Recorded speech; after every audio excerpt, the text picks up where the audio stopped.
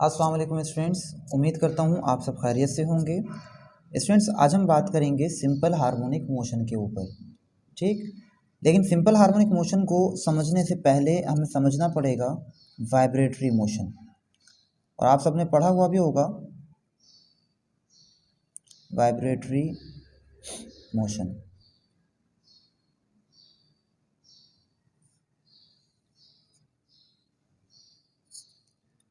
Vibratory motion students क्या होता है? वाइब्रेटरी मोशन को सिंपल हम ऐसे डिफाइन करते हैं, टू एंड फ्रो मोशन।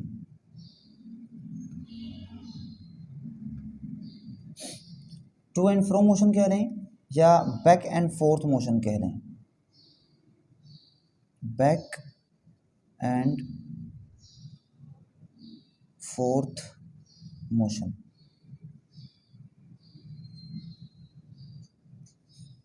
ठीक, दोनों तरह से इसको हम डिफाइन करते हैं, टू एंड फ्रो मोशन या बैक एंड फोर्थ मोशन। कौन सा मोशन होता है? सिंपल, जैसे मिसाल के तौर पे आपके पास एक स्प्रिंग होता है। स्प्रिंग का एक एंड आपने फिक्स्ड कर दिया, दूसरे एंड पे आपने कोई मास जो है वो अटैच कर दिया। अब आप इस मास को पकड़ के खींचते हैं और छोड़ देते हैं, तो ये स्प्रिंग या ये मास जो है वो टू एंड फ्रो आगे पीछे मूव करेगा। So this motion is known as to and fro motion और वाइब्रेटरी मोशन। इस मोशन को वाइब्रेटरी मोशन कहा जाता है। ठीक इसी तरह आपके पास पेंडुलम होता है। पेंडुलम मतलब एक सिंपल रस्सी होगी जिसका एक एंड यहाँ पे फिक्स्ड होगा और दूसरा जो एंड होगा उससे कोई भी आप मास अटैच कर देंगे। इस कॉम्बिनेशन को हम पेंडुलम कहते हैं। अब यही पेंडुलम अगर आप पकड़ते हैं, यहाँ इधर लेकर आते हैं और छोड़ देते हैं, तो ये टू एंड फ्रो मूव करेगा। मिसाल के तौर पे इसको आप यहाँ तक लेकर आए और आपने इसको छोड़ा तो ये इस तरफ जाएगा और इस तरफ ऐसे टू एंड फ्रो आगे पीछे मूव करेगा। This motion is known as vibratory motion. या सिंपल एटम जो होता है स्टूडेंट्स, कोई भी बॉडी हो, बॉडी में जो एटम्स होते हैं आपके पास सॉलिड बॉडी में, वो रेस्ट की हालत में नहीं होते हैं बल्कि कॉन्स्टेंटली वाइब्रेटरी मोशन में होते हैं। वो मुसलसल जो है वो वाइब्रेटरी मोशन कर रहे होते हैं, टू एंड फ्रो आगे पीछे वाइब्रेट कर रहे होते हैं। रैंडम मोशन उनकी होती है, टू एंड फ्रो वो मूव कर रहे होते हैं आगे पीछे, बैक एंड फोर्थ। इस तरह का मोशन जो होता है स्टूडेंट्स वो क्या कहलाता है? Vibratory motion. इसी तरह आपने देखा होगा डेली लाइफ एग्जाम्पल्स में आपके पास जो झूला होता है नॉर्मली, दो रस्सियों वाला जो झूला होता है, जो सीधा लंबा डला हुआ होता है, बीच नीचे बैठने की जगह होती है, कुछ इस तरह से जो होता है। ऐसे ऊपर के जो एंड्स होते हैं रस्सी के ये फिक्स्ड होते हैं, जबकि यहाँ आपके पास बैठने की जगह होती है, इस पे आप बैठते हैं और उसके बाद ये झूला ऐसे टू एंड फ्रो मूव करता है, वाइब्रेट करता है। तो this motion is known as vibratory motion. अब अगर आपको वाइब्रेटरी मोशन क्लियर हो गया स्टूडेंट्स, तो अब हम बात कर सकते हैं सिंपल हार्मोनिक मोशन के ऊपर। सिंपल हार्मोनिक मोशन के ऊपर ये क्या होता है? Simple harmonic motion vibratory motion को ही कहते हैं। वाइब्रेटरी मोशन को ही स्टूडेंट्स हम सिंपल हार्मोनिक मोशन कहते हैं, लेकिन फ़र्क क्या है कि यही वाइब्रेटरी मोशन अगर स्ट्रेट लाइन में हो, स्ट्रेट लाइन में हो, जैसे मिसाल के तौर पे ये आपके पास स्प्रिंग जो है, इसको जब आप पकड़ के खींचेंगे तो ये स्ट्रेट लाइन में टू एंड फ्रो मूव करेगा, तो यही वाइब्रेटरी मोशन अब क्या कहलाएगा? Simple harmonic motion. जबकि पेंडुलम के केस में अगर हम बात करें तो पेंडुलम को अगर आप ज़्यादा ऊपर तक लेके जाते हैं और फिर छोड़ते हैं, तो ये जो वाइब्रेटरी मोशन करेगा ये बहुत ज़्यादा कर्व्ड होगा ऐसे। लेकिन अगर आप इसी पेंडुलम को हल्का सा खींचें, इस तरफ ज़रा सा मूव करें और फिर छोड़ दें, तो यही पेंडुलम इसी तरफ रह के बस ऐसे तकरीबन सीधा ये टू एंड फ्रो मोशन करता रहेगा। तो अब यही पेंडुलम का जो मोशन होगा वो कहलाएगा सिंपल हार्मोनिक मोशन। मैं आपको समझा देता हूँ, इसकी डेफिनेशन लिखते हैं पहले। The vibratory motion in a straight line. कैसे डिफाइन करेंगे इसको हम? द वाइब्रेटरी मोशन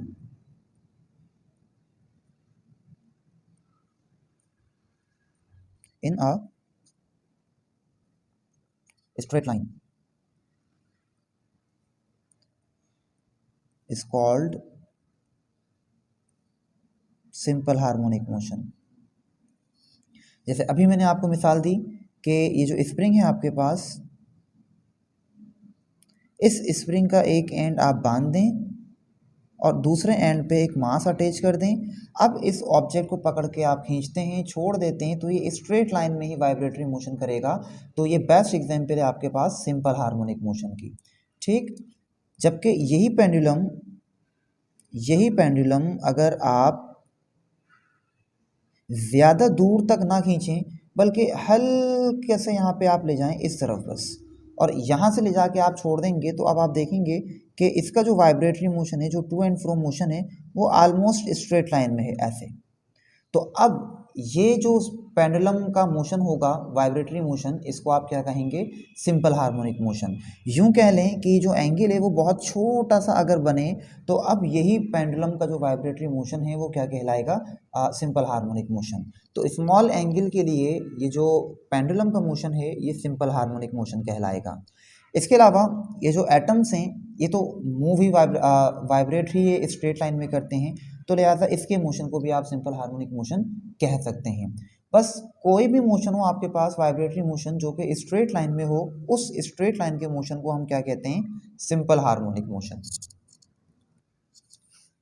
तो उम्मीद करता हूँ स्टूडेंट्स क्लियर हो गया होगा आपको। अच्छा, ये जो हमने डिफाइन किया है सिंपल हार्मोनिक मोशन को, ये थ्योरेटिकली किया है। जब हम मैथमेटिकली बात करते हैं तो सिंपल हार्मोनिक मोशन को कहते हैं कि कोई भी वाइब्रेटरी मोशन जो कि इस एक एक्सप्रेशन को फॉलो करे। कौन सी एक्सप्रेशन? ये वाली एक्सप्रेशन, दिस वन। कोई भी वाइब्रेटरी मोशन जो इस एक्सप्रेशन को फॉलो करे, उस वाइब्रेटरी मोशन को हम सिंपल हार्मोनिक मोशन कहते हैं, ठीक। अब ये एक्सप्रेशन क्या है वो थोड़ी देर में मैं आपको क्लियर करूँगा। फिलहाल सिर्फ ये बात नोट कर लें कि कोई भी वाइब्रेटरी मोशन जो इस एक्सप्रेशन को फॉलो करे वो क्या कहलाता है? सिंपल हार्मोनिक मोशन कहलाता है। यहाँ पे ए एक्सेलरेशन को शो कर रहा है। Acceleration is directly related to the minus x. Minus sign क्या शो कर रहा है? एक्स फासले को शो करता है। ये थोड़ी देर में हम बातें करेंगे ये इक्वेशन क्या चीज़ शो कर रही है, ठीक। उससे पहले हम सिंपल हार्मोनिक मोशन में जो छोटी छोटी इंपॉर्टेंट टर्म्स इस्तेमाल होंगी उस पर बात कर लेते हैं। तो पहली टर्म आपके पास जो आ जाएगी उसे हम कहते हैं मीन पोजीशन। मीन पोजीशन ये स्टूडेंट्स बेसिक है इस चैप्टर की, सिंपल हार्मोनिक मोशन की। ये पूरे चैप्टर में चीज़ें इस्तेमाल होंगी, तो देखें इसको गौर से आप समझिएगा। मीन पोजीशन क्या होती है? मीन पोजीशन स्टूडेंट्स उस पोजीशन को कहते हैं जहाँ पे ऑब्जेक्ट इनिशियली था रेस्ट की हालत में, सुकून की हालत में। जैसे अगर मैं आपको स्प्रिंग की बात कहूँ, अभी देखें ये जो बॉडी मौजूद है वो यहाँ रेस्ट में मौजूद है, सुकून की हालत में, इक्विलिब्रियम कंडीशन में। अब जब आप इसको खींचेंगे और छोड़ेंगे तो ये इसी रेस्ट वाली हालत के आगे पीछे वाइब्रेट करता रहेगा, ठीक। इसी रेस्ट वाली हालत के ये दाएं जाएगा, बाएं जाएगा, राइट लेफ्ट इस तरह मूव करता रहेगा। तो ये जो रेस्ट वाली कंडीशन थी, ये जो पॉइंट था, इस पॉइंट को आप कहते हैं मीन पोजीशन या मीन पॉइंट। इसी तरह पेंडुलम में अगर बात करेंगे, जब पेंडुलम स्ट्रेट लाइन में मौजूद था, ये सिंपल लटका हुआ था, ये रेस्ट वाली हालत थी, तो इस पोजीशन को हम कहते हैं मीन पोजीशन। अब जब आपने इसको खींचा और छोड़ दिया तो ये इसी मीन पोजीशन के आगे पीछे वाइब्रेट करेगा, इसी के इधर जाएगा, इसी के इधर चला जाएगा, तो इसी मीन पोजीशन के ये इधर इधर मूव करता रहेगा। तो मीन पोजीशन को हम कह सकते हैं कि इक्विलिब्रियम पोजीशन कहलाती है ये। It is actually the equilibrium position. जब आपका ऑब्जेक्ट जो था वो रेस्ट की हालत में था, सुकून की हालत में, तो इसको हम कहते हैं इक्विलिब्रियम पोजीशन।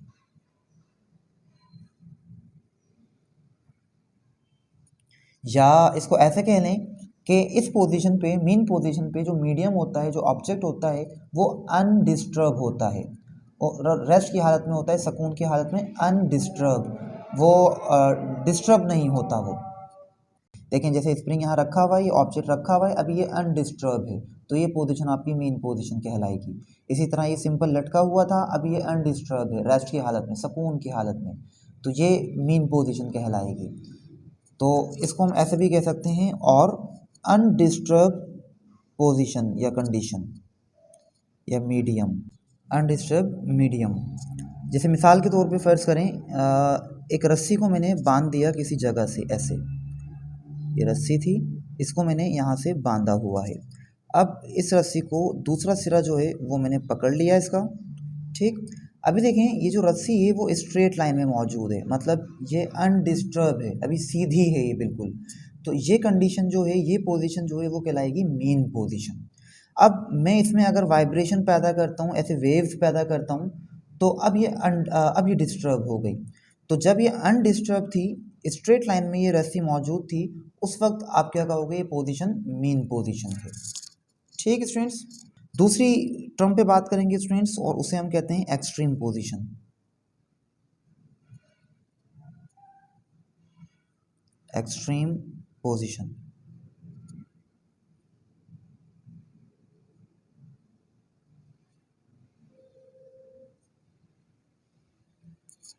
एक्सट्रीम पोजीशन किसे कहते हैं?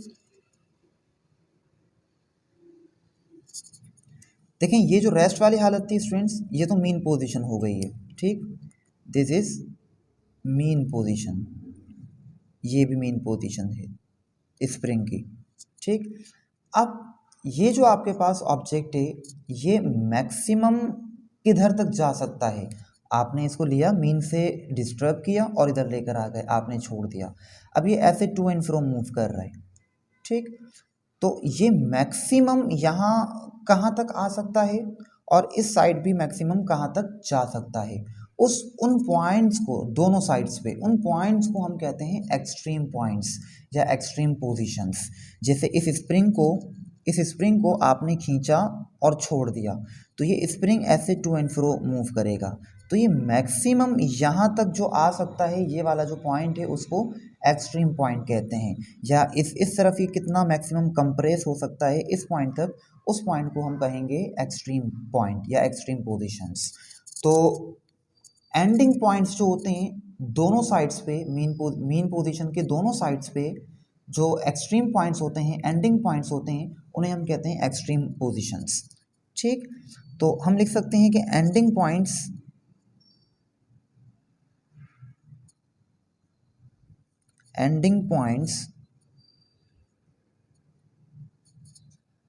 ऑफ आइदर साइड्स,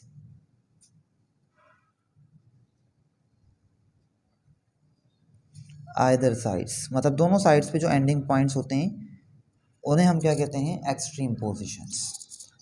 तो आई थिंक आपको बात क्लियर हो गई होगी। उसके बाद स्टूडेंट्स नेक्स्ट टर्म पे हम बात करते हैं, और वो है एम्पलीट्यूड।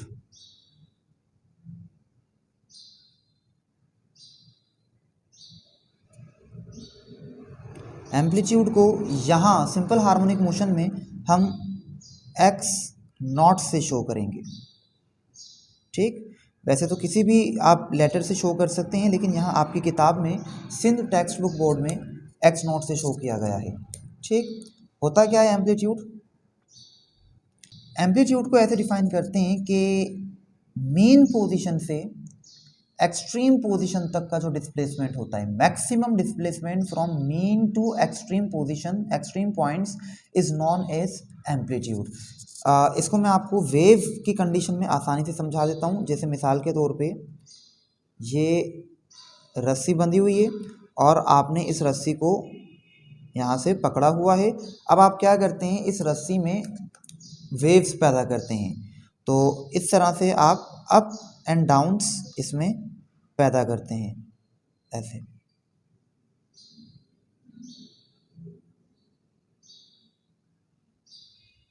ठीक। अब देखें यहाँ पे ये वाली जो कंडीशन है, ये वाली स्ट्रेट लाइन जो थी, ये तो आपको पता है मीन पोजीशन है, तो ये मीन पोजीशन हो गई। अब मीन पोजीशन से जो मैक्सिमम ये जितनी दूर गया वो कौन सा पॉइंट है, वो ये वाला पॉइंट है या ये वाला पॉइंट है। जैसे यहाँ पे हमने कहा ना कि ये मीन पोजीशन है, ये मीन पोजीशन से मैक्सिमम कितनी दूर गया, इधर या इधर, ये एक्सट्रीम पोजीशंस हो गए। तो ठीक इसी तरह ये मीन पोजीशन हो गई। मीन पोजीशन से ये जो मीडियम जो डिस्टर्ब हुआ वो मैक्सिमम इस पॉइंट तक गया और इस पॉइंट तक गया, तो ये आपके एक्सट्रीम पॉइंट्स हो गए। ठीक, एक्सट्रीम पॉइंट दोनों साइड, और ये वाला कौन सा हो गया, मीन पॉइंट हो गया, मीन पोजीशन। सही।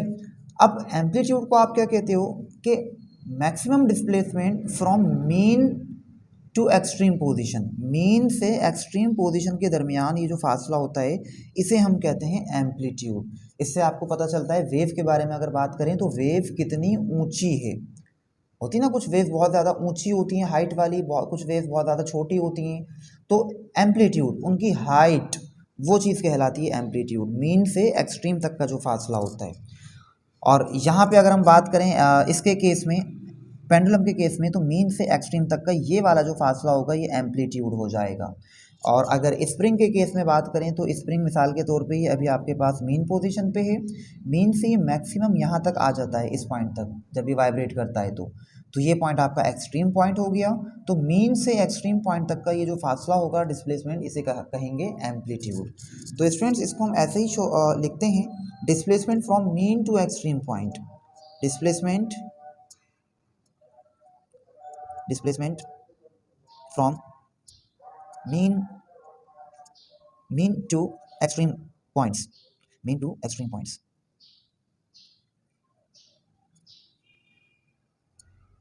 और इसे हम जो शो करते हैं वो एक्स नॉट से करते हैं, it is denoted by x not. ये बात स्टूडेंट्स मैं आपको बताता चलूँ कि मीन से एक्सट्रीम तक का जो फासला होगा उसे तो आप एम्पलीट्यूड का होगे और एक्स नॉट से शो करोगे, लेकिन मैक्सिमम डिस्प्लेसमेंट के अलावा, एक्सट्रीम के अलावा अगर कोई और फासला होगा तो उसे आप नॉर्मल एक्स से शो करते हो। जैसे मिसाल के तौर पे ये स्प्रिंग आपके पास मौजूद है, ठीक, ये बॉडी आपके पास अटैच है इसके साथ, और इसको जब आप खींचते हो, मूव करते हो, तो ये मिसाल के तौर पे ये बॉडी यहाँ तक चली जाती है, ठीक है ना, लेट से ये बॉडी यहाँ तक आ जाती है। अब मीन से ये पॉइंट आपका मीन हो गया, ये वाला एक्सट्रीम हो गया, तो मीन से एक्सट्रीम तक का ये मैक्सिमम डिस्प्लेसमेंट जो है ये तो एक्स नॉट हो जाएगा, एम्पलीट्यूड कहेंगे। लेकिन अगर मिसाल के तौर पे ये बॉडी यहाँ पे नहीं है, मतलब ये इस तरफ अभी जा रही है, इस तरफ जा रही है, वहाँ तक अभी पहुँची नहीं है, अभी सिर्फ ये यहीं तक पहुँची है, लेट सपोज, ठीक, आगे जाएगी लेकिन मिसाल के तौर पे अभी ये यहीं तक पहुँची है। तो अब ये वाला जो फासला होगा मीन से इस पॉइंट तक का जो फासला होगा, इसे हम एम्पलीट्यूड तो नहीं कह सकते और एक्स नॉट से शो भी नहीं करेंगे, इस फासले को हम शो करेंगे सिंपल एक्स से, ठीक। मतलब मैक्सिमम एम्पलीट्यूड के अलावा अगर कोई और फासला होगा मीन पोजीशन से तो उस फासले को हम सिंपल एक्स से शो करेंगे, और एक्सट्रीम पोजीशन तक का जो फासला होगा उसे हम एक्स नॉट से शो करेंगे। Clear students? ठीक, तो इसके बाद स्टूडेंट्स एक और टर्म है एम्पलीट्यूड के बाद, हम बात करते हैं टाइम पीरियड की। टाइम पीरियड क्या होता है स्टूडेंट्स, इस पे बात कर लेते हैं। टाइम पीरियड सिंपल आपने पढ़ा भी होगा कि ये एक्चुअली वो टाइम होता है जो कि एक वाइब्रेशन कंप्लीट होने के लिए रिक्वायर्ड होता है। Time required to complete one vibration, लिख लेते हैं फिर आपको एक्सप्लेन करते हैं। Time required to complete one vibration, ठीक। एक वाइब्रेशन कंप्लीट होने में जो टाइम लगता है उसे टाइम पीरियड कहते हैं। मिसाल के तौर पे जो हमने स्प्रिंग की बात की, स्प्रिंग की जो हमने बात की, फर्ज करें ये ऑब्जेक्ट है, ये अभी मीन पोजीशन पे है, ठीक, आपने इसको खींचा और खींच के आप इसको ले आए एक्सट्रीम पोजीशन तक, ठीक, ये पॉइंट जो आपका वो हो गया एक्सट्रीम पोजीशन। अब देखें जब एक्सट्रीम पोजीशन पे आपने छोड़ा तो इसकी एक वाइब्रेशन किसको कहेंगे, एक वाइब्रेशन ये यहाँ से जब छोड़ेंगे तो ये मीन पे जाएगा, मीन पे जाने के बाद ये मज़ीद आगे जाएगा एक्सट्रीम की तरफ, मीन पे रुकेगा तो नहीं बल्कि आगे जाएगा। तो ये यहाँ से पहले मीन पे जाएगा, मीन से फिर आगे जाएगा, फिर वापसी पीछे की तरफ मीन पे आएगा और फिर दोबारा एक्सट्रीम पे आ जाएगा। मतलब यहाँ से ये इधर गया और वापसी इस तरफ आ गया, ये एक कंप्लीट इसकी वाइब्रेशन हो गई। जैसे आपके पास जो पेंडुलम होता है, पेंडुलम इनिशियली यहाँ पे था मीन पोजीशन पे, आप इसको ले गए यहाँ तक, ठीक, जब छोड़ेंगे तो ये कुछ यहाँ तक आ जाएगा। आप जब इसको यहाँ से छोड़ेंगे एक्सट्रीम से तो ये मीन पे जाएगा, फिर एक्सट्रीम पे जाएगा, फिर मीन पे आएगा और फिर एक्सट्रीम पे आ जाएगा। तो ये गया और वापसी अपनी जगह पे आ गया, इसको कहते हैं एक कंप्लीट वाइब्रेशन। मतलब जिस पॉइंट से आपने स्टार्ट किया है वापसी घूम के उसी पॉइंट पे आ जाए, इसका मतलब ये एक वाइब्रेशन हो गई। अब इस एक वाइब्रेशन में जितना टाइम लगा उसे कहा जाता है टाइम पीरियड। यहाँ जाने और वापसी आने में इसको जो टाइम लगा टोटल वो कहलाता है इस पेंडुलम का टाइम पीरियड। तो ये स्टूडेंट्स आपके पास टाइम पीरियड होता है और इसको हम शो करते हैं टी से, it is denoted by T, it is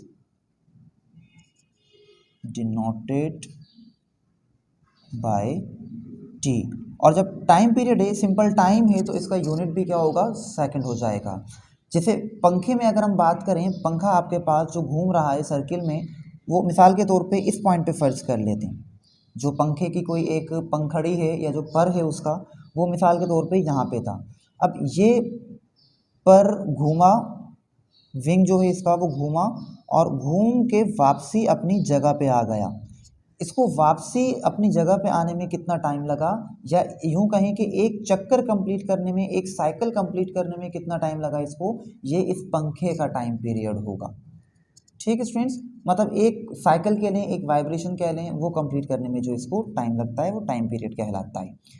अब यहाँ पे मैं आपको एक रिलेशन भी बता देता हूँ एंगुलर वेलोसिटी और टाइम पीरियड का। जिस तरह से स्टूडेंट्स आपके पास लीनियर वेलोसिटी होती है कि कोई भी ऑब्जेक्ट जो है वो स्ट्रेट लाइन में आगे की तरफ जा रहा है, जब कार है, कोई ट्रेन है, आगे की तरफ जा रही है तो जाहिर है कोई ना कोई रफ्तार होगी, उसको हम कहते हैं लीनियर वेलोसिटी, ठीक। लेकिन कोई भी ऑब्जेक्ट जब ऐसे सर्किल में घूम रहा है, पंखा वगैरह, तो वो उसकी जो रफ्तार होती है वो कहलाती है एंगुलर वेलोसिटी, ठीक। अब देखें और करें, अगर इसकी एंगुलर वेलोसिटी ज़्यादा होगी, मतलब ये तेज़ घूम रहा है, एंगुलर वेलोसिटी ज़्यादा है इसकी, जब एंगुलर वेलोसिटी ज़्यादा है तो इसका एक चक्कर जल्दी से कंप्लीट हो जाएगा, इसका मतलब टाइम पीरियड इसका कम हो गया। टाइम पीरियड क्या कहते हैं, एक कंप्लीट साइकिल का जो टाइम रिक्वायर्ड होता है। तो देखें एंगुलर वेलोसिटी अगर ज़्यादा है, तेज़ घूम रहा है, तो एक चक्कर इसका जल्दी से कंप्लीट हो जाएगा, मतलब एंगुलर वेलोसिटी ज़्यादा तो टाइम पीरियड इसका कम हो जाएगा, एक चक्कर का टाइम पीरियड। लेकिन अगर इसकी एंगुलर वेलोसिटी बहुत कम है, मतलब स्लो ही सर्किल में घूम रहा है, तो एक चक्कर कंप्लीट होने में इसको ज़्यादा टाइम लगेगा, तो हम कह सकते हैं कि इसका टाइम पीरियड ज़्यादा है। मतलब एंगुलर वेलोसिटी और टाइम पीरियड के दरमियान रिलेशन कैसा है, इनवर्स। और उस रिलेशन को स्टूडेंट्स हम इस तरह से लिखते हैं, एंगुलर वेलोसिटी और टाइम पीरियड के दरमियान रिलेशन आ गया इनवर्स, इस तरह से इनवर्स रिलेशन आ गया। जबकि आपके पास 2 पाई जो है वो क्या है, कांस्टेंट है। कौन सा कांस्टेंट, जब एक चक्कर की आप बात कर रहे हैं, सर्किल की बात कर रहे हैं, तो एक सर्किल जो होता है वो 2 पाई रेडियन का होता है, तो वो इसमें कांस्टेंट आ जाएगा। तो ये रिलेशन स्टूडेंट्स याद रखिएगा, इसको हम इस्तेमाल करेंगे आगे इस पर बात करेंगे।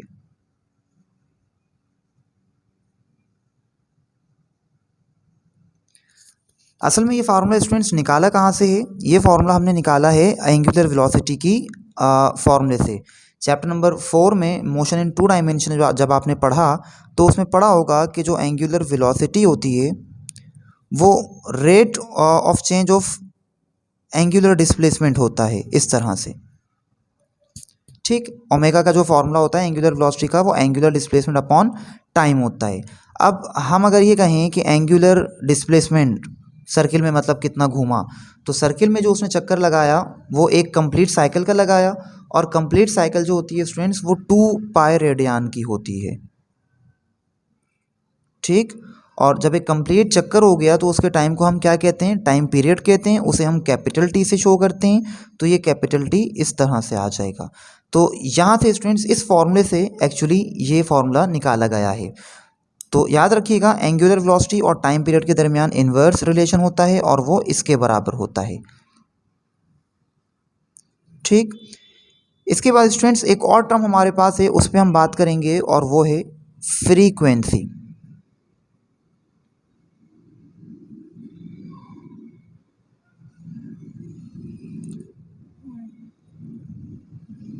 इसको हम F से शो करेंगे। और स्टूडेंट्स इसको डिफाइन कैसे करते हैं, होती क्या है फ्रीक्वेंसी, तो हम सिंपल, आपको पता है कि नंबर ऑफ वाइब्रेशंस या number of cycles in 1 second, number of vibrations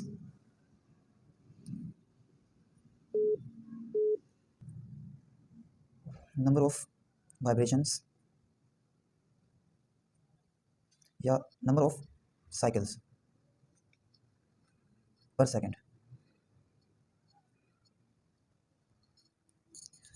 तो फ्रीक्वेंसी स्टूडेंट्स हम कहते हैं कि नंबर ऑफ वाइब्रेशंस या नंबर ऑफ साइकिल्स पर सेकेंड, एक सेकंड में जो आपके पास वाइब्रेशंस हो रही हैं उसे हम फ्रीक्वेंसी कहते हैं। ठीक, जैसे मिसाल के तौर पे फ़र्ज़ करें, स्टूडेंट्स फ़र्ज़ करें कि ये आपके पास एक सेकंड है, लेट सपोज ये जो फासला है ये एक सेकंड को शो कर रहा है, 1 सेकंड। इसी तरह ये भी फासला है और ये भी एक सेकंड को शो कर रहा है, सेम मतलब ना, तो ये 1 सेकंड आ गया। अब यहाँ एक सेकंड में आपके पास जो वेव्स बन रही हैं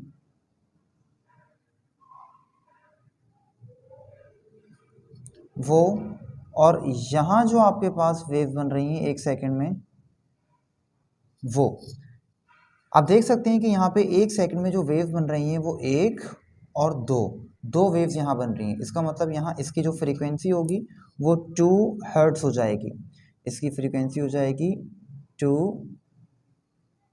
हर्ट्ज़। हर्ट्ज़ यूनिट होता है फ्रीक्वेंसी का, जबकि यहाँ आप देखें एक सेकंड में सिर्फ एक ही वेव बन रही है, लिहाजा यहाँ की जो फ्रीक्वेंसी होगी वो 1 हर्ट्ज़ हो जाएगी। ठीक, तो नंबर ऑफ साइकिल्स जो एक सेकंड में बनती हैं वो फ्रीक्वेंसी कहलाती है। अगर आप पेंडुलम के केस में बात कर रहे हैं, लेट सपोज ये पेंडुलम है, ठीक, आप इसको यहाँ तक लेकर आए और आपने इसको छोड़ दिया, ये उस एक्सट्रीम पॉइंट से इस एक्सट्रीम पॉइंट तक आएगा। अब जब यहाँ लाके आपने इसको छोड़ा तो अब एक सेकंड में आप नोट कर लें कि इसने कितनी वाइब्रेशंस कंप्लीट की। यहाँ गया, वापसी आ गया, एक वाइब्रेशन, फिर गया, फिर आ गया, 2 वाइब्रेशंस, इस तरह एक सेकंड में इसने कितनी वाइब्रेशंस कंप्लीट की वो इस पेंडुलम की फ्रीक्वेंसी हो जाएगी। ठीक है स्टूडेंट्स, अच्छा यहाँ पे फ्रीक्वेंसी और टाइम पीरियड इनका भी एक रिलेशन होता है, वो रिलेशन मैं आपको पहले बता देता हूँ फिर आपको मैं समझाता हूँ। टाइम पीरियड और फ्रीक्वेंसी के दरमियान स्टूडेंट्स आपने पढ़ा भी होगा इन्वर्स रिलेशन होता है। ठीक, मतलब फ्रीक्वेंसी बराबर होती है 1 टाइम पीरियड के, इस तरह से। अब ये होता किस तरह है वो मैं आपको कॉन्सेप्चुअली समझा देता हूँ, ये फॉर्मूला बहरहाल याद रखिएगा।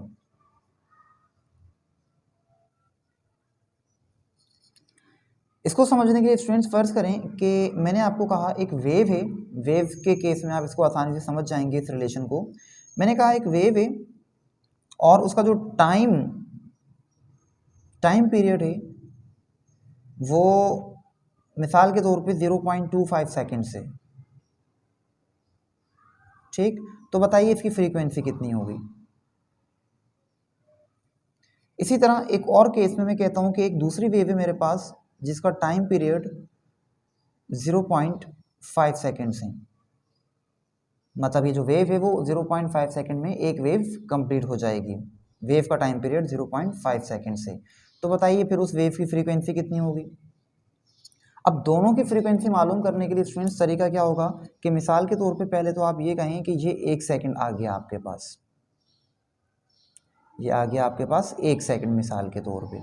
ठीक। और इस 1 सेकंड को आपने 4 हिस्सों में डिवाइड कर दिया, मतलब ये 0 सेकंड हो गया, फिर ये आपके पास 0.5 सेकंड हो गया,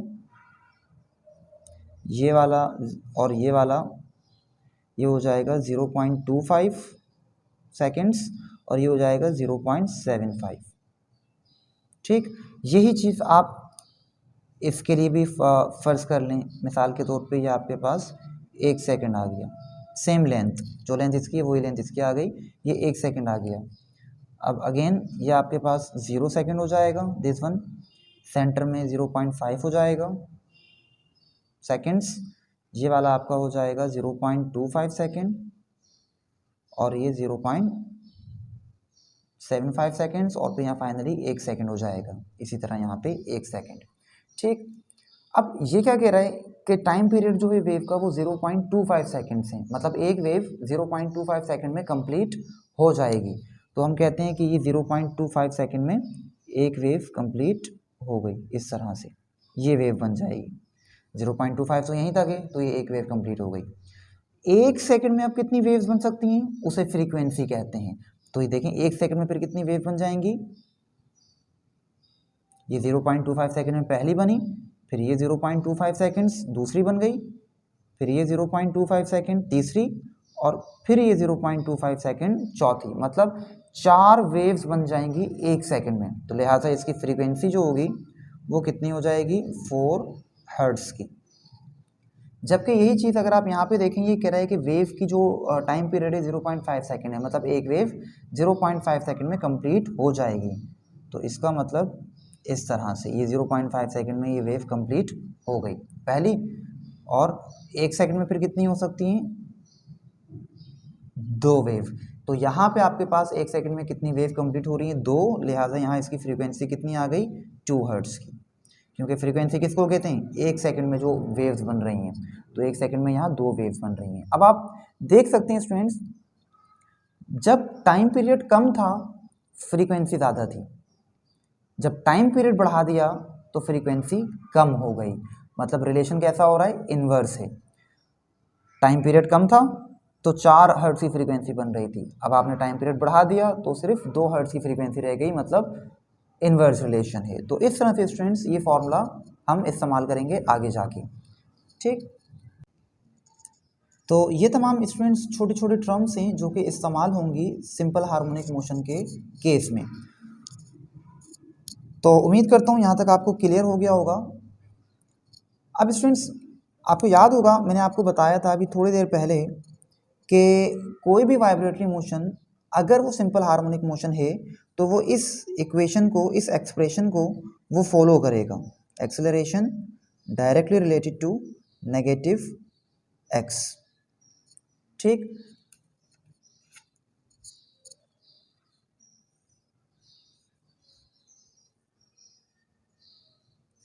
अगेन ये होती क्या है इक्वेशन, एक्सप्रेशन है क्या, बताना क्या चाहती है, ये तो मैं अभी आपको थोड़ी और सब्र करें, वेट करें, बाद में बताऊंगा। लेकिन यहाँ मैं आपको सिर्फ इतना बताता चलूँ कि यहाँ सिंपल हार्मोनिक मोशन का जो हमारे पास पोर्शन है चैप्टर नंबर 8 में, वेव मोशन एंड साउंड वाला, तो उस चैप्टर में हमारे पास ये जो पोर्शन है सिंपल हार्मोनिक मोशन का, इस पोर्शन में हमें सिर्फ 3 एग्जाम्पल्स को या 3 वाइब्रेटरी मोशंस को प्रूफ करना है कि उनका मोशन सिंपल हार्मोनिक मोशन है, ठीक। और वो कौन कौन सी होंगी, वो 3 एग्जाम्पल्स जो हमने प्रूफ करनी है वो मैं आपको बता देता हूँ। पहली एग्जाम्पल होगी हमारे पास ये स्प्रिंग वाली, स्प्रिंग एक साइड अटैच होगा और दूसरे साइड से मास अटैच होगा, यहाँ पे ये पॉइंट फिक्स होगा और ये वाला मास अटैच होगा। इसको जब आप खींचेंगे और जब छोड़ देंगे तो ये वाइब्रेटरी मोशन करेगा। इसको हमने प्रूव करना है कि इसका मोशन सिंपल हार्मोनिक मोशन है। और कैसे प्रूव कर सकते हैं कि अगर ये इक्वेशन, ये जो एग्जाम्पल है वो इस इक्वेशन को फॉलो करे, ठीक। तो इस चीज़ को हम प्रूव करेंगे। उसके अलावा सेकंड जो हमारे पास एग्जाम्पल है जिसको हमने प्रूव करना है वो पेंडुलम की है। पेंडुलम को आप एक्सट्रीम तक लेकर आएंगे और छोड़ देंगे, उसके बाद ये ऐसे to and fro vibratory motion करेगा और इस मोशन को हमने फिर प्रूव करना होगा कि ये सिंपल हार्मोनिक मोशन है। अगेन इसको जब हम मैथमेटिकली सॉल्व करेंगे तो ये भी इस इक्वेशन को फॉलो कर रहा होगा, लिहाजा हम कह सकते हैं कि इसका जो मोशन है वो भी सिंपल हार्मोनिक मोशन है। ठीक, इसके अलावा जो थर्ड एग्जाम्पल है स्टूडेंट्स हमारे पास वो इस तरह से होगी, मैं बता देता हूँ आपको। उसमें हम सर्कुलर मोशन की बात करेंगे। सर्कुलर मोशन इस तरह से, जैसे मिसाल के तौर पे फ़र्ज़ करें कोई भी एक ऑब्जेक्ट है और उस ऑब्जेक्ट को आप सर्किल में घुमा रहे हैं इस तरह से। ठीक, इस तरह से उसको सर्किल में घुमा रहे हैं, लेट से इस तरह ये एंटी क्लॉकवाइज इसको घुमा रहे हैं, ये इसका रेडियस हो जाएगा। अब देखिए यहाँ ये जो ऑब्जेक्ट है या पार्टिकल जो भी है ये इस तरह सर्कुलर मोशन में मूव कर रहा है। अब यहाँ से आप लाइट फॉल करवाएंगे ऊपर के साइड से, तो क्या होगा कि ये जो ऑब्जेक्ट जो सर्किल में घूम रहा है इसका शेडो यहाँ कहीं बनेगा, इधर ज़मीन पे बनेगा इसका शेडो। तो इसका जो शेडो होगा स्टूडेंट्स वो टू एंड फ्रो मूव करेगा और उस शेडो को हमने प्रूव करना है कि उसका मोशन सिंपल हार्मोनिक मोशन है। कैसे वो शेडो मूव करेगा, देखें अभी यहाँ ऊपर से लाइट आ रही है तो अभी इस पार्टिकल का जो शेडो है वो ऑलमोस्ट कुछ यहाँ पे बन रहा होगा, इस पॉइंट पे, इधर शेडो कह लें, प्रोजेक्शन कह लें।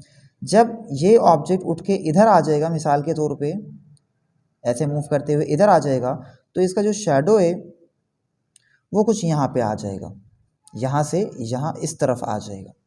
ठीक, इसी तरह ये मज़ीद आगे जाएगा यहाँ इस पॉइंट पे, तो इसका शेडो इधर आ जाएगा, ये इसका मेन पॉइंट हो जाएगा, ये मेन पोजीशन, ये मेन पॉइंट हो जाएगा इसका। इसी तरह फिर जब ये शेडो यहाँ, ये जो पार्टिकल है वो इधर आ जाएगा घूमते हुए, तो अब इसका जो शेडो है वो आगे मूव करता हुआ कुछ यहाँ पे आ जाएगा और फाइनली जब ये ऑब्जेक्ट, ये पार्टिकल यहाँ पहुँच जाएगा तो इसका जो शेडो है वो भी कुछ यहाँ पहुँच जाएगा। मतलब ये जो आपका पार्टिकल है इसने हाफ सर्किल कंप्लीट कर लिया, तो जो इसका शेडो है वो इस एक्सट्रीम से इस एक्सट्रीम तक आ गया, इस तरह से मूव कर गया। अब जब ये बाकी का ये सर्किल कंप्लीट करेगा, बाकी का ये मोशन कंप्लीट करेगा, ये जो ऑब्जेक्ट है, तो ये शेडो जो है फिर वापसी पीछे की तरफ जाएगा। तो इस तरह से क्या होगा कि जो ऑब्जेक्ट है ये एक सर्किल कंप्लीट कर लेगा और ये जो शेडो है वो एक वाइब्रेशन कंप्लीट कर लेगा। तो इस शेडो की वाइब्रेशन को हमने प्रूव करना है, ये जो टू एंड फ्रो वाइब्रेशन होगी इसको प्रूव करना है कि ये सिंपल हार्मोनिक मोशन होगा। तो इस तरह से स्टूडेंट्स हमारे पास ये 3 एग्जाम्पल होंगी जिसको हमने प्रूव करना है कि ये सिंपल हार्मोनिक मोशन हैं।